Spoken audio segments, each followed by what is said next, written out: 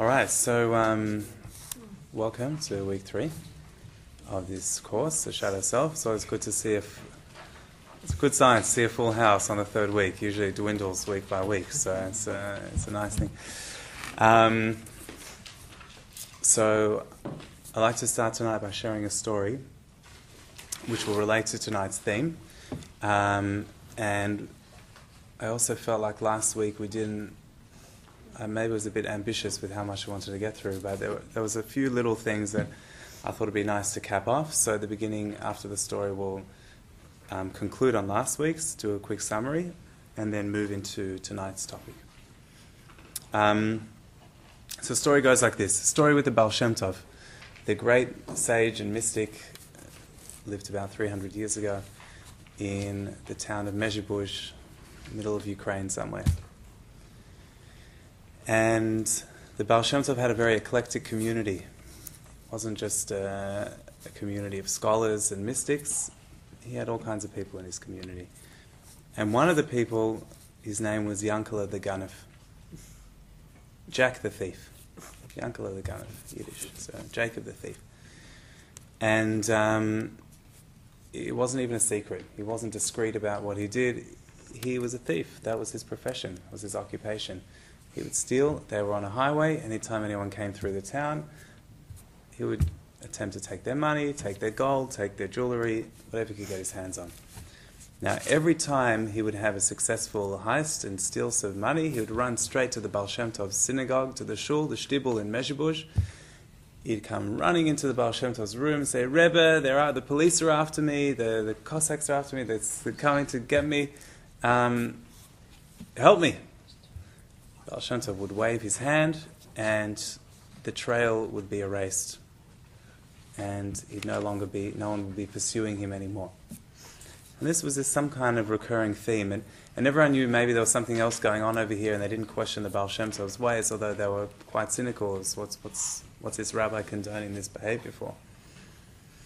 As Yankala's life progressed, he realized, he was always going for the small time. He wanted to hit the big time. And he set a goal. He wants to get a single robbery of 500 rubles in one hit. At the time was a significant sum of money. And after a short period of time, there was this nobleman traveling through the town, and he was staying at an inn, and Yankala managed to bust into this inn in the middle of the night, and he ransacked the room where he kept all his possessions and snatched the bag out of the safe. And lo and behold, the amount was exactly 500 rubles. So he was overjoyed. It was fantastic. He had achieved his goal. He's got his money. He's ecstatic. But this time was no small act of thievery, and it was a nobleman, so the police were active in their pursuit, chasing after Yankala. And it also was no secret that Yankala was the prime suspect in town. He'd been boasting that he's going to hit this 500 ruble target. So where does he run? He runs straight to the Baal Shem Tov shul. And he walks in, and he goes and proceeds to knock on the Baal Shem Tov's door, and there's no answer. He's banging, there's no answer.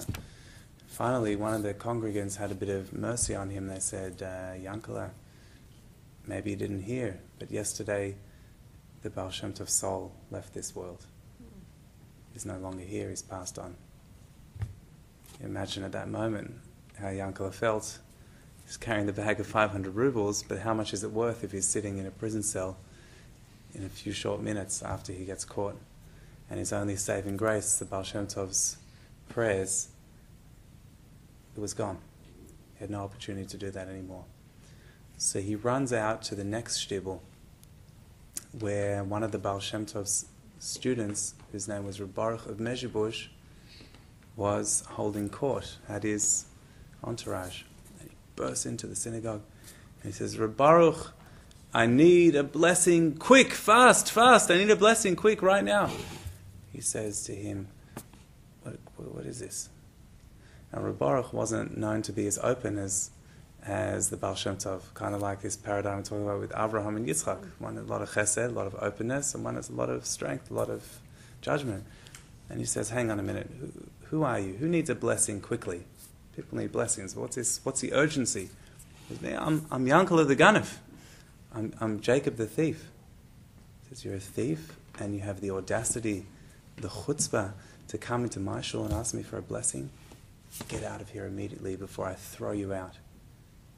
And off he goes, dejected and afraid, and he doesn't know where to turn to. So he runs to the gravesite and he finds the grave of the Baal Shem Tov, who had been freshly laid into the earth, and he begins crying. And he's outpouring his heart and soul.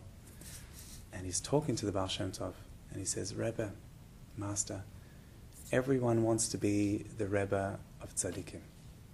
Everyone wants to be the master, the teacher of perfectly righteous, perfectly saintly individuals. Are you willing to be the Rebbe of a Rasha? Are you willing to be the teacher of someone who's wicked? Someone like me. And you repeat this over and over in a mantra. Rebbe, are you willing to be the Rebbe of a Rasha? Until he fell into a deep faint.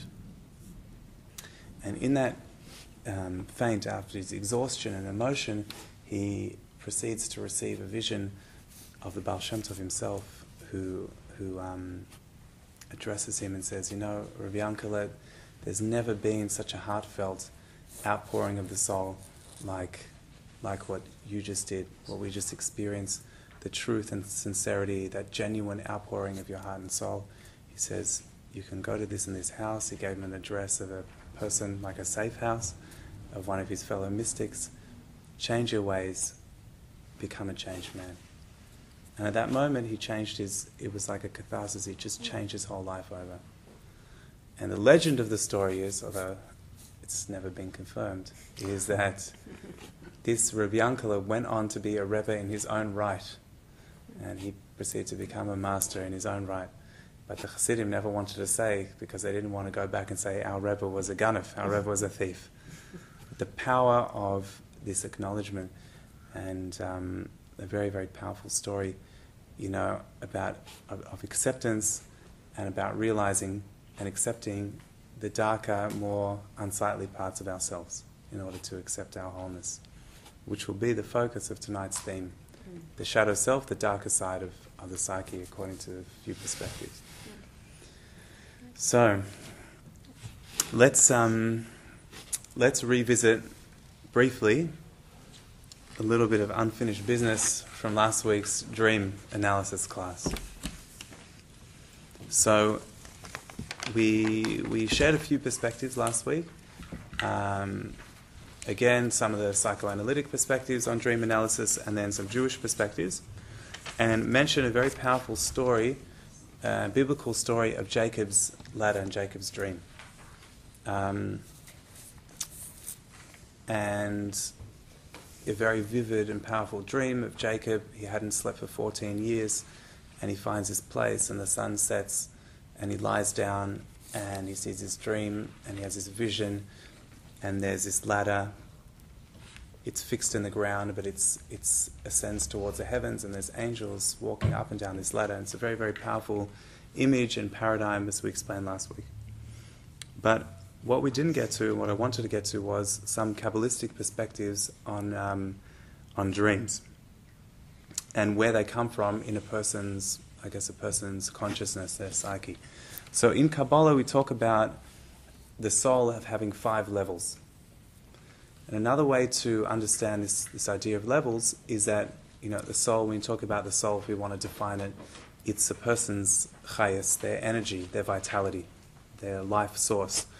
But there's different ways in which that energy can manifest inside a person, and also different parts of that person that it gives life to. So I've got here a little table, and then the first is this table. It's on the first page. It says Jewish Dream Analysis, Kabbalistic Perspectives. It's a table. We'll go through this table and then apply it to Jacob's dream. So the first level of the soul the Kabbalists talk about is this thing called nefesh. Now nefesh actually translates as soul. But it's the most basic form of soul, or the basic element of a person's soul.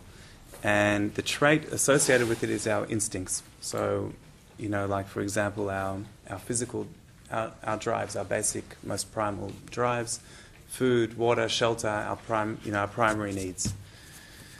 So, if we're connecting to this level of nefesh, and the resulting dreams will be the kind of dreams which result from a physical condition. And the Talmud talks about any dream. It says any dream is good except for a dream of fasting. If you feel like you're hungry in a dream, there's something lacking in your most basic primary needs. And again, comparing that to that, I guess that Freudian perspective, we're talking about that dreams are some kind of manifestation of a wish fulfillment. You have these deep, dark desires. This would be, from a Kabbalistic perspective, a dream that's originating from the most basic level of the soul, nefesh. Now, that's where Freud finishes. But we have another 4 levels that the Kabbalah talks about. The next level of the soul, or experience of the soul, is what's called ruach, which means spirit, or wind, but it's got more energy than the most basic, the nefesh. And the trait associated with ruach is our emotions, our emotional experience. So if we're having a dream that's coming from our ruach, the resulting dream is a reaction to daily events. So we might have maybe some nightmares, or maybe some reprocessing our daily events might appear to us in our dream. So they're coming from this level of ruach. Last night, my daughter woke up in the middle of the night with a little nightmare, and and I assumed that it was because of this cartoon that she watched during the day, which was supposed to be this beautiful Jewish animation called Young Avraham, but it's actually sat and watched it with her. It's got a bit of violence in it, and it scared her a little bit. And so she woke up, and I said, "Tell me about your dream," and she was scared that someone would cut her and all this stuff. That would be a dream of ruach. It's a reaction to your daily events. It's an emotional response. And there could be positive ones as well. You might dream you're in love. You might, all kinds of things. As we ascend, we get to a more, a more profound level of dream. And again, this would have to do with how refined we are as people. And the next level of the soul is called the neshama, which is what we're most familiar with, referring to the soul as the neshama, the soul. And the trait associated with neshama is intellect, our intelligence, or our capacity to think and reason and understand, have meaning, depth, etc. And the type of dream that we have there is solution seeking, finding answers to our problems. Someone mentioned it last week about when you have a dilemma and you say, "Hey, let me sleep on it." So, and if you sleep on it and you wake up and you feel like you've come to some kind of resolution, so then you're having a dream that's originating from this neshama. And in fact, there's a whole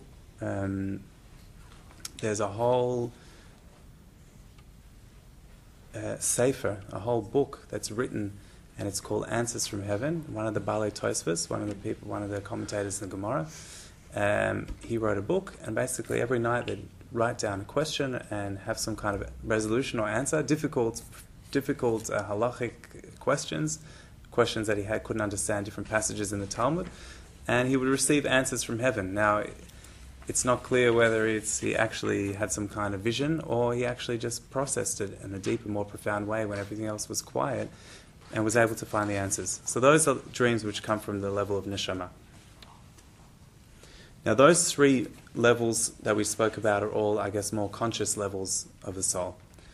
Then we go to chaya and yichida, which are the 2 higher, most deepest or profound levels of the soul. Now, in Kabbalistic terms, these are what we call not subconscious or unconscious, but superconscious. In other words, they're above our intellectual capacity. They're more profound. And the first one is called chaya. And chaya is our life force, our superconscious. And the kind of dream a person would have there would be a vision of their potential, where you feel like you're connecting to your life's purpose. You'd have some kind of vision, you'd have some kind of inspiration, and you'd wake up and say, "Hey, I want to make some changes." Like you're really getting in touch with the core, or the essence of who you are. It's a very, very profound dream. It's, sometimes we wake up, I'm a changed man. I want to get up with some enthusiasm, get up and conquer the world. unfortunately doesn't happen as often as we'd want it to, but those kind of dreams are coming from a very deep place within our soul. And finally, the highest, most, I guess, powerful or profound level of dream would be coming from Yechida, and Yechida means your unique divine soul, or my own, the singular only one.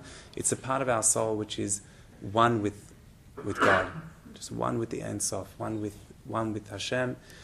And when we have a dream like that, it's basically a prophetic dream, something which is a clear message from the divine, from the spiritual world, a very, very clear, prophetic, profound dream. So, I know that was sort of briefly, but those are the 5 levels of the soul as they relate to their particular traits, and then the kind of dreams that could result from those levels of the soul. Now, let's apply these to get a nice example, and to conclude on the topic of dreams, apply this to Jacob's dream. So again, Jacob had a very difficult childhood. He had a twin brother who hated him, who wanted to murder him. He had a mother who was really smothering him and protecting him. He had a father who couldn't really relate to him, who was very strict and judgmental. And as a result, he had to run away from home. For 14 years he was in hiding. And then he had this existential need to find a companion, a partner in life. So he had to go, he couldn't just marry anyone. He was Jacob, he had to marry into only a specific family or tribe. And he was going towards his objective to find a wife. So he left yeshiva. And as he's traveling, the Medrash actually tells us that spot where he dreamed, so at that night Hashem made the sun set really rapidly over the horizon, and he said, I have to go to sleep here. But he hadn't been able to sleep for 14 years. So he was scared. It was dark. It was an unfamiliar place. And the Bible recounts how he gathered stones to shape them around his head in order to protect himself from wild animals and whatever would come out in the middle of the night. So that's the context in which his dream is happening. So, applying this kind of model to his dream, we go through the levels as such. So nefesh, again, the primary instinctual traits. So the factor, the symbol in the dream is this fear of survival. And, one element within the dream, we have this ladder with the angels ascending and descending. A way of perhaps interpreting that is this: it's fragile, it's unpredictable, it's not clear, there's no stability. It's a ladder, but it's heading towards heaven. There's people coming up and down. He's not really sure which way it's going. On the level of ruach, which is the emotional element, he had his own personal internal conflicts with Esau. There was a lot of emotional baggage that he was carrying. His twin brother, who in theory they could have been best friends, but they were polar opposites, and there was a lot going on there. On the level of neshama, on the level of intellect, and again this is about solution seeking, Yaakov was beginning to understand that his struggle with Esau was not just two brothers in a feud, but it was almost like a clash of civilizations. And Esau, which went on to become Edom, this great nation, Rome, the Roman nation, or power of the West, is a conflict with some very basic Jewish values. And this is where it sort of started. These are, as we talked about, the archetypes. This is, in it of its essence, Yaakov starting to realize that his conflict with his brother is not just about me and my brother, but it's actually about some very, very big ideas in which I need to find some resolve. As we send up the levels of the soul, at the level of Chai, superconscious, he was becoming to accept his mission and his destiny. He had spent a lot of time running away from his problems and hiding and learning in yeshiva. And again, the function of a yeshiva, the whole purpose of a yeshiva, which is where people go and study, immerse themselves in Jewish learning, and in a sense divorce themselves from the outside world. The function of the yeshiva is to be able to build up the skills in order to then go back out into the world and apply what you've learned into the world, not to stay hidden inside the yeshiva walls forever. And by Yaakov leaving and traversing and going on this journey, this mission, and also coming close to meeting his soulmate, or soul actually end up marrying 4 people, so his soulmates, and build the nation of Israel, he's having to accept his mission and his destiny. And in this part, the angels ascending and descending were different angels. We say that Yaakov was accompanied by angels, and as he was leaving Eretz Israel, the land of Israel, this one kind of angels left him, and another kind of angels came and joined him. And again, it's about what do I need in which circumstances, which angels are going to take me along in my journey, and the kind of supports and things that I needed in one part of my life, I might need something else as I go to a different stage. I understand, like the dream of Jacob, we read like the 5 levels of it there. Mm-hmm. Like, does every dream carries like those 5 levels, or is this like a super dream that I think that's exactly the second thing about like, some dreams might just be, if you have a dream that you're hungry or you're starving, searching for bread, might be more basic, or maybe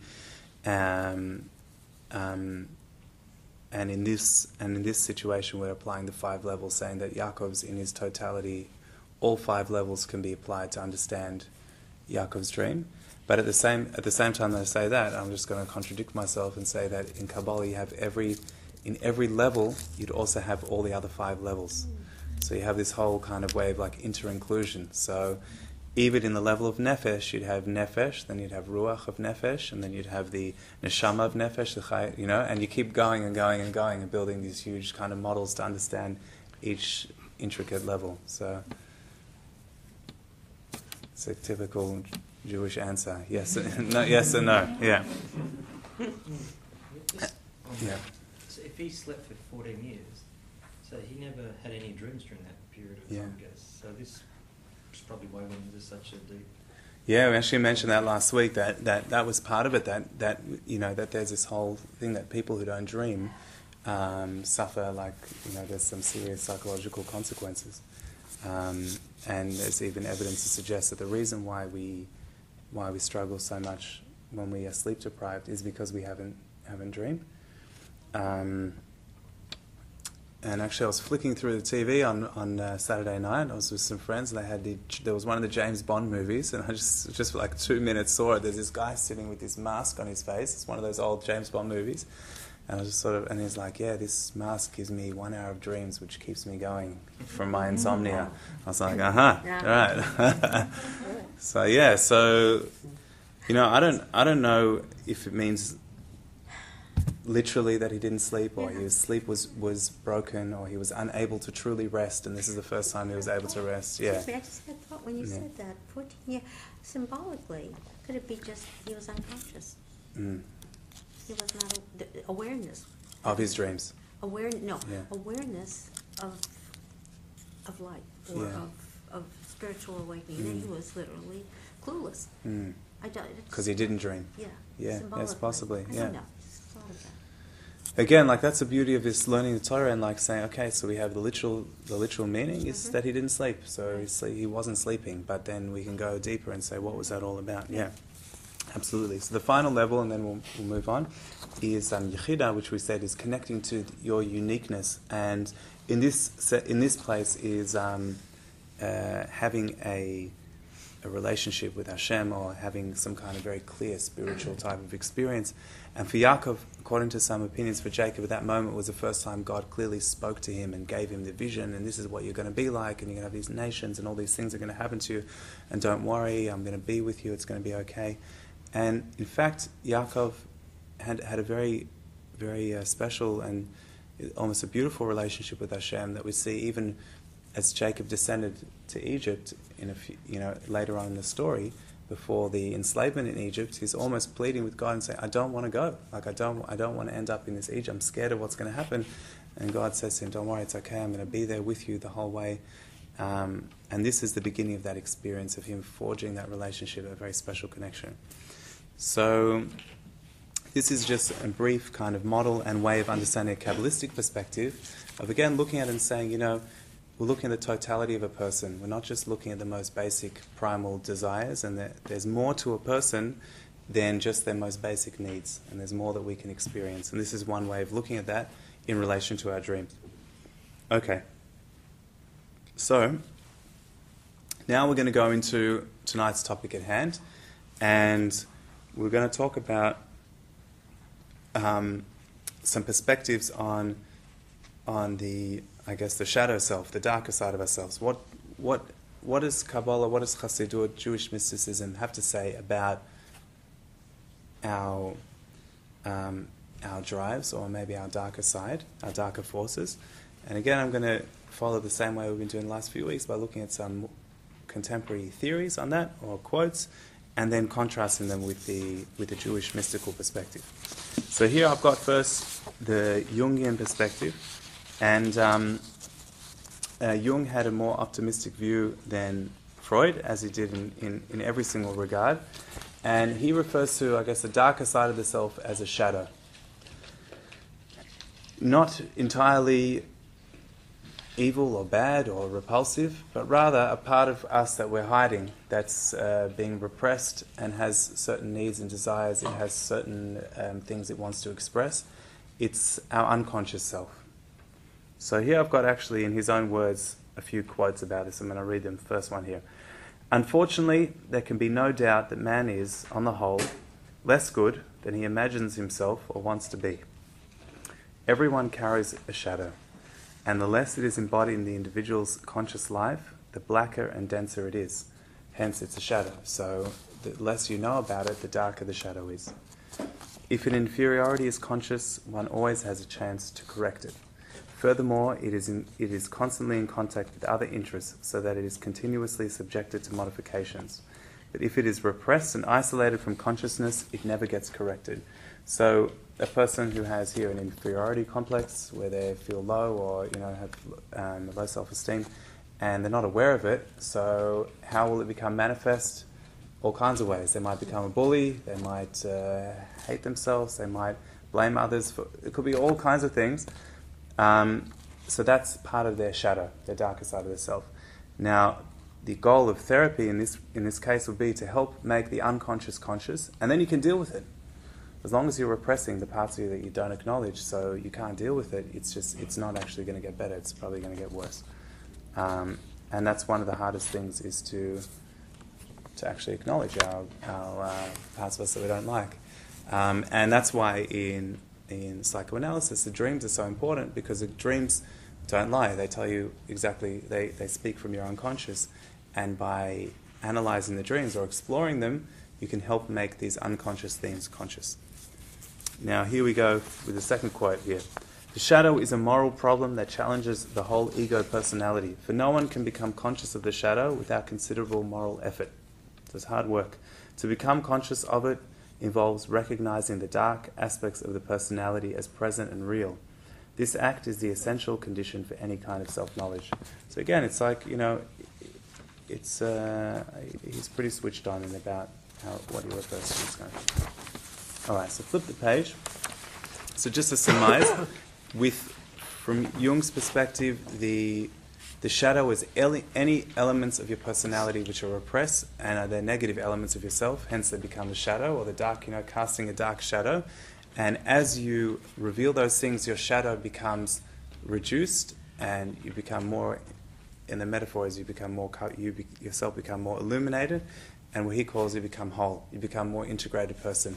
And for Jung, the process of individuation, which is basically becoming an authentic, genuine, healthy person, is about acknowledging those darker elements within yourself and integrating them into your personality. It's interesting because Nagel showed us, I was in one of the evenings when the subject was happiness, and the video was about this lady that was hit by a truck and how she repressed a traumatic event from childhood. And through that event, the shocking event, it brought it up.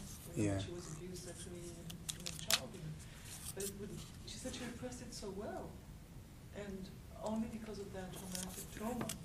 It's and that act of life and not being, not being aware, connected. Absolutely, and it's important to point out that this act of repression is not a conscious thing. We're not like saying, "Hey, I've got all these bad parts, I want to hide them," because that would imply that they're conscious. But your mind itself is protecting itself, particularly for children, young people experiencing trauma, whatever it is. It's a defense mechanism to repress it. It's too difficult to bear. And that's why often when we have things that we don't like about ourselves, we project them onto other people. We take them out on others, people who are close to us, because it's too hard to acknowledge that it's me. And the Baal Shem Tov actually has a whole teaching about this, the mirror therapy, which Baal Shem Tov has a lot of teachings about it. And it's about seeing, when you see whatever you see in someone else, their negative flaws, it's a good indication of what's going on in yourself. Very confronting stuff. So, and that's why I guess Jung would say it requires moral courage to be able to look at yourself and say, hey, this is who I am. I'm going to accept all parts of me. Let's look for a moment the Freudian perspective here. Again, he's a lot more pessimistic. So he calls it the id. Doesn't call it the shadow, he calls it the id. Now, for Freud, there's three kind of levels of consciousness.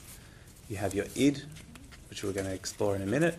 You have your ego, which is your ego is basically your conscious state, how you interact, how your regular state, who you are, how you feel, all that kind of stuff, the things that you're conscious about. And the superego are the things which are imposed on your ego by, basically by society and culture. Two parts to it. One could be about your conscience. So when someone says, I would do that, but my conscience tells me not to. And another, so that's also about guilt. And another part of that is also this ideal self, where you really want to be something else. You look at yourself trying to be a moral person based on whatever values are currently in the air. The id is the most basic primal desires of a person, your unconscious. So here he says it. The id consists of all the inherited components of personality, including the sex instinct, eros, which contains a libido, aggressive death instinct, and thanatos. So basically for him, it's two things which drive a person are eros and thanatos. So either it's a sexual impulses or aggressive instincts. Again, it's very pessimistic. The id is the impulsive and unconscious part of our psyche, which responds directly and immediately to the instincts. The id demands immediate satisfaction, and when this happens, we experience pleasure. When it is denied, we experience unpleasure or pain. The id is not affected by reality, logic, or the everyday worlds. The id is our most basic desires. So according to Freud, the only reason why we don't act on the impulses of our id is because of our superego, which is our society, our culture, keeps us in check. Or religious dogma, whatever it is, the things, the values, the moral codes, make sure otherwise there'd be anarchy. It's the kind of like the Lord of the Flies effect. What happens when society breaks down and it's just all of a sudden people could either reveal the best parts of themselves or the worst parts of themselves. So see what can emerge. So a couple of quotes from Freud. The ego is not master in its own house. So its own house meaning ourself. So who's the master? We'd think the ego, my conscious self, like I know what's going on, but really according to him, we're being really moved and pushed and propelled forward by this undercurrent, this energy of the id. Another quote, here we go. One might compare the relation of the ego to the id with that between a rider and his horse. The horse provides the locomotor energy, and the rider has the prerogative of determining the goal and of guiding the movements of his powerful mount towards it. But all too often, in the relations between the ego and the id, we find a picture of the less ideal situation in which the rider is obliged to guide his horse in the new direction in which it itself wants to go. So in other words, the rider has an illusion of control. He thinks he's riding the horse, but really the horse is just taken to where the horse wants to go. And the rider is, And what's interesting is, actually we'll get to this, but the Tanya also uses a similar metaphor, but with a much more optimistic approach. Isn't it like the Merkava, when we talk about the chariot, that we're basically supposed to... Yeah, well, we're supposed to be, we are supposed to be riding the horse in the direction that we want to go. Yeah. A motorbike, that's right. Motorbike is a bit more... Yeah. Okay. So here you've got a few psychoanalytic perspectives. What does Kabbalah and Chassidut have to say about the darker sides of a person, our drives, our motivation, etc. So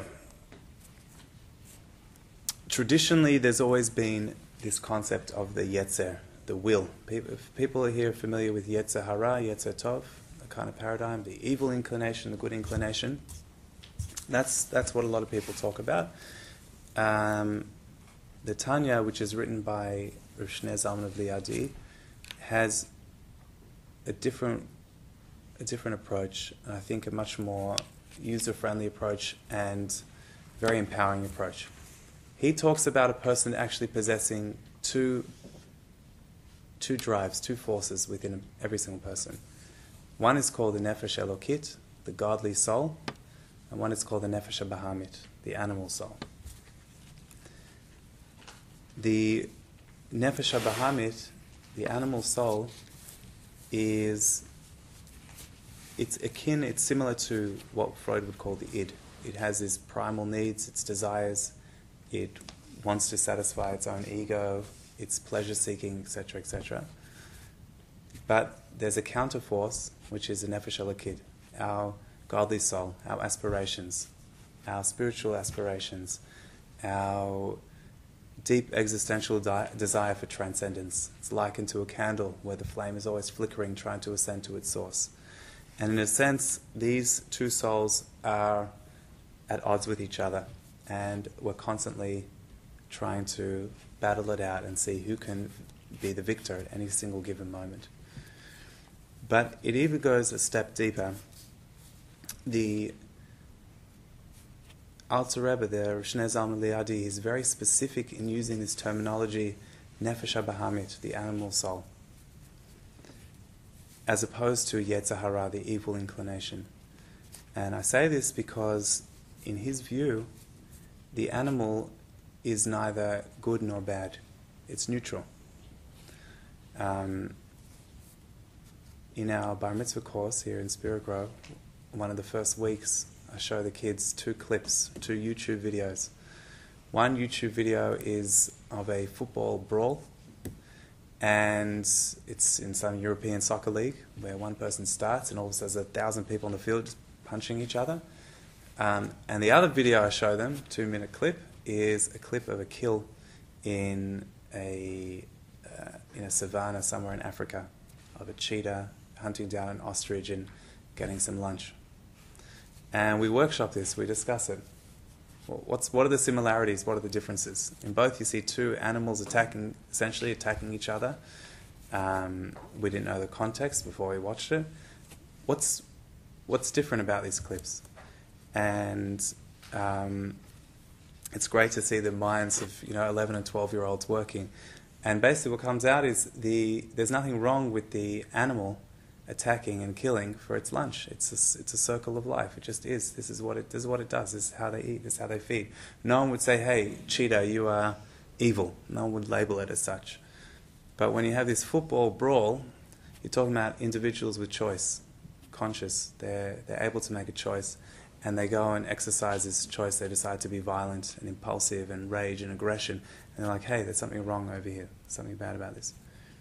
So in other words, the animal soul is neither good nor bad. It just matters what we do with it. It's about harnessing the energy and the potential of this animal soul. And by doing so, we're not saying that any part of a person is evil or bad or negative. It's about what you use those impulses, those desires, and that energy for. It's how you actually become, like you're talking about, becoming the master of the horse, how you actually tame the horse, how you actually break in this animal. That's what we're talking about here. So before we jump into reading a few select sections from the Tanya, I want to share a powerful metaphor that's brought down in the Zohar, which is the most primary Kabbalistic text. And this parable is given in reference to why we needed this creation of these negative forces. What are they doing in the human experience?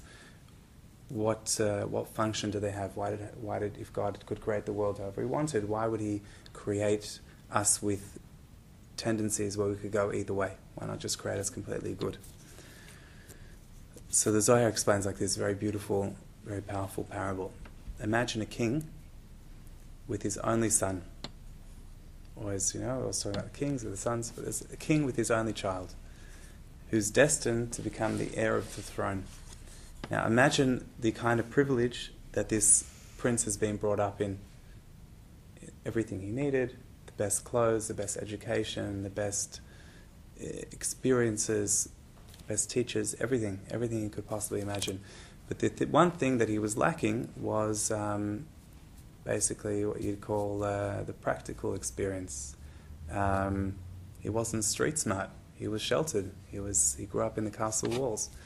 And the king didn't know, even though his son was a fine moral character, maybe it was just because he's had everything at his whim. Maybe if he was out there in the real world, who knows what kind of person he'd be like. So, as much as the king wanted to protect his son, he knew that in order to see whether he would be a good heir to the throne, he needed to challenge him. And with great hesitation, he sent him out there into the wilds. He sent them out there into the streets, into the land, and he hires a harlot prostitute to try and seduce his son as a test to see his moral character. Now,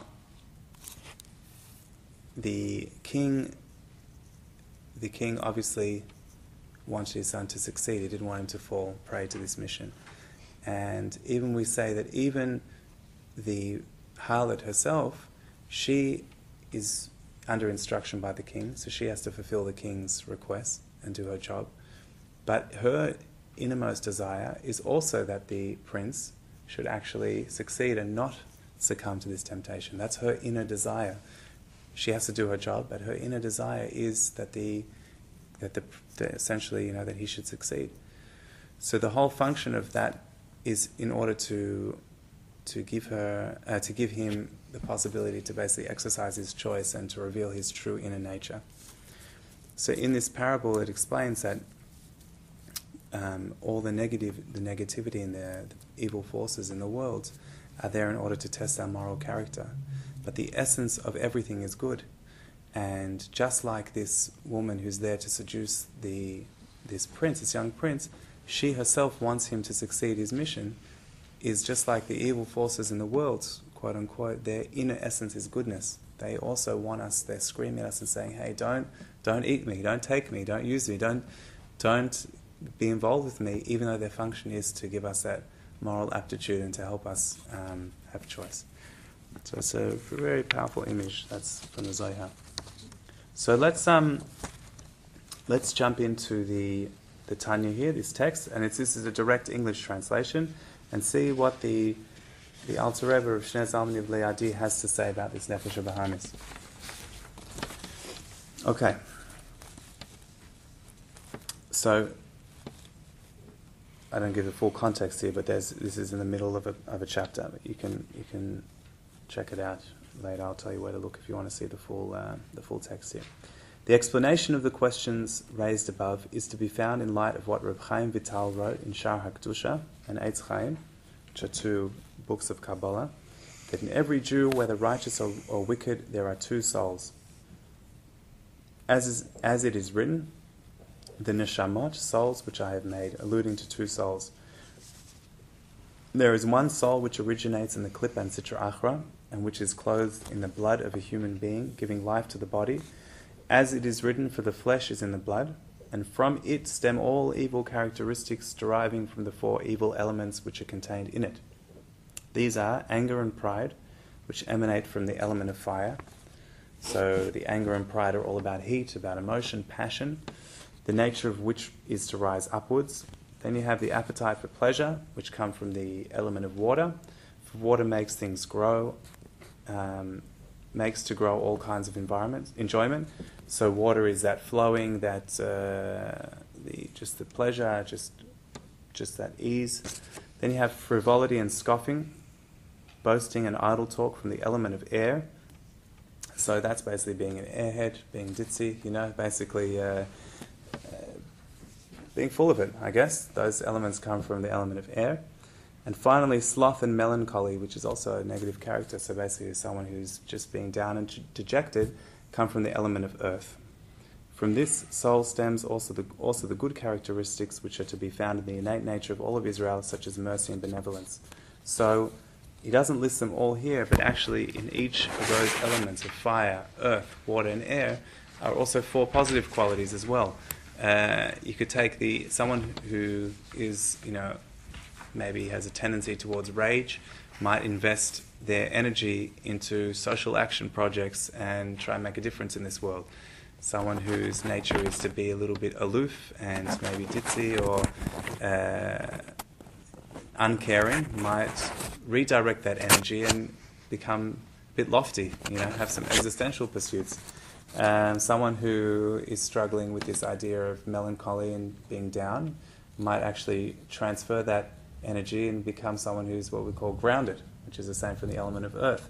And the same thing with the idea of the pleasures of water, just being free-flowing, might be someone who actually, becomes a very charitable, hospitable individual. So all the elements that we have within our soul, according to the Tanya, can be actually transformed and used for the positive. So how do we actually go about and doing that? I've actually continued here. The truth is that wasn't the guarantee of the topic tonight, to figure out how to do it. We were just going to map it out. Maybe we'll have to run another course to figure out how to raise above that. Here, on this next page, we continue to map out the Nefesh HaBahamis, the animal soul. The abode of the animal soul, this is a continuation of Tanya, is derived from Klippat Noga in every Jew and is in his heart, in the left ventricle that is filled with blood. As it is written, for the blood is in the nefesh. Hence, all lust and boasting and anger and similar passions are in the heart, and from the heart they spread throughout the whole body, rising also to the brain and the head, so as to think and meditate about them and becoming cunning in them, just as the blood has its source in its heart, and from the heart it circulates into every limb, rising also to the brain and the head. But the abode of the divine soul is in the brains that are in the head. And from there it extends to all the limbs and also in the heart, in the right ventricle where there is no blood. The ventricle talking about some kind of valve within the heart. As it is written, the heart of a wise man is in his right. It is the source of man's fervent love towards God, which like flaming coals flares up in the heart, discerning men who understand and reflect with the faculty of knowledge in their brain on matters that arouse his love, also of gladness of the heart and the beauty of God and the majesty of his glory, which is aroused when the eyes of the wise man that are in the head, i.e., in the brain harbouring his wisdom and understanding, gaze at the glory of the King and beauty of his greatness that are unfathomable and without end or limit, as explained elsewhere, as also the other holy affections in the heart originate from Chabad, wisdom, understanding and knowledge in the brains. Now, it's almost poetic writing here, but what he's alluding to and explains later in Tanya is that the divine soul and the godly soul and the animal soul occupy different parts of a person. Primarily, the animal soul occupies our heart, controls our lusts, our passions, our drives, our feelings, and the godly soul is invested in our mind. In other words, what we're saying is that the mind has the capacity to rule the heart. And using that nice image of the horse and the rider, so that if the person riding the horse would be the mind, and the horse can be the heart. And the challenge of a person is actually not to negate, repress, suppress those elements of his animal soul, but rather utilize them and harness their energy to be able to perform goodness. In other parts of Tanya, he dedicates quite a few practical strategies of how to actually achieve this, but he warns us on the opening page, before he even starts the introduction, that this is what he calls the long but short way. In other words, the path of self-mastery is a lifelong pursuit, and it involves moment by moment making these choices. And it's as simple as acknowledging that there's powerful forces that are within us, and acknowledging that we have the capacity to be able to exercise choice at any moment. And this lifelong struggle, lifelong pursuit of self-mastery, he calls it the task of the Bainani, the intermediate man, the struggler. As you'd say in Australian lexicon, you'd call him the struggler. The goal of the Tanya is not about a person becoming righteous and becoming a saint. That's not our goal. That's not our lot. But rather it's about being able to harness the moment and to exercise choice by using our cognitive faculties, and then developing them further to be able to conquer ourselves in more and more difficult situations. And when we're able to do that, we actually have, instead of like this two forces working against each other, we have a more symbiotic relationship where we can use those elements within ourselves, those passions, those desires, those emotions, which maybe in the past we might have been afraid of. We actually harness the power and the energy of them and use them towards goodness and achieving great things. So I think it's befitting to conclude with a very powerful nigun, and this nigun is called the Nigun Bainani. It's the Bainani nigun, and the movements of the nigun, you can see if you could recognize them, or to feel them, to experience them, are actually those movements of that struggle between the Nefesh HaBahamis and the Nefesh HaLekis. This nigun was composed by Rav Josef Yitzchak Schneerson, who was the 6th Lubavitcher Rebbe, very saintly individual, and it's a very, very powerful nigun. So I invite you to close your eyes and experience this nigun together.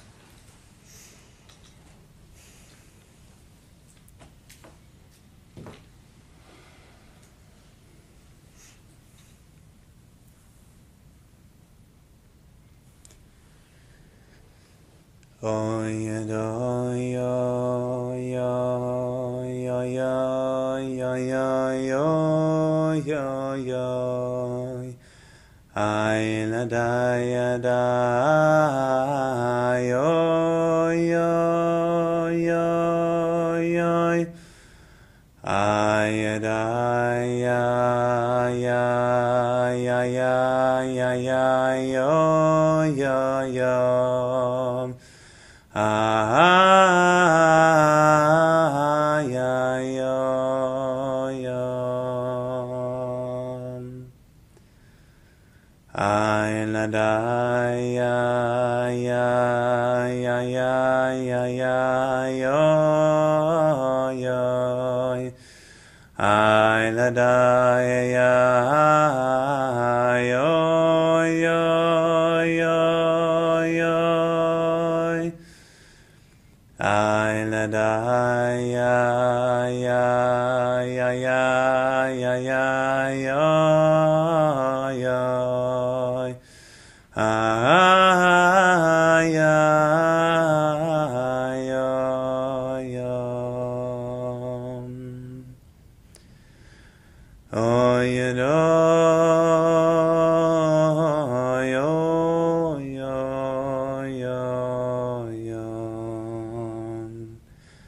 ay la da ya ya yo yo yo yo ay la da yo yo yo ay ay yo dum did ay ay ay ya ya ya ho ya ya da da da da ho ya ya da da da da ho ya ya ya ya ya ya ya oh ya ya da da da da oh ya da da da da oh ya